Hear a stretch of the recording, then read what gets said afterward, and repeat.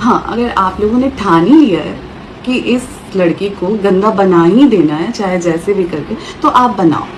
क्योंकि इसी दुनिया में ना, अगर आप जैसे इंसान रहते हैं ना, तो इसी दुनिया में ना ऐसे भी इंसान रहते हैं जो सच और गलत में फ़र्क करना जानते हैं, और जो करते भी हैं, जो मुझसे प्यार करते हैं, बहुत ज़्यादा करते हैं।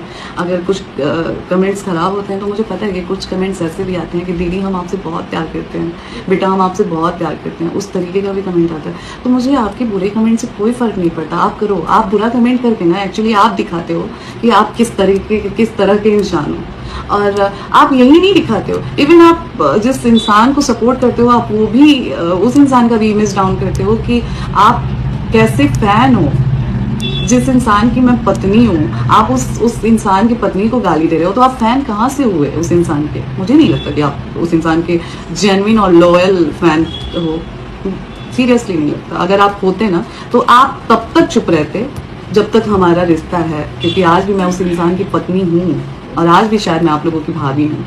तो आप लोग इस तरीके से नहीं बोल सकते हैं। खैर, फिर भी अगर आप लोगों को बोलना है तो कमेंट सेक्शन मेरा चालू है, आप लोग जाएं और भर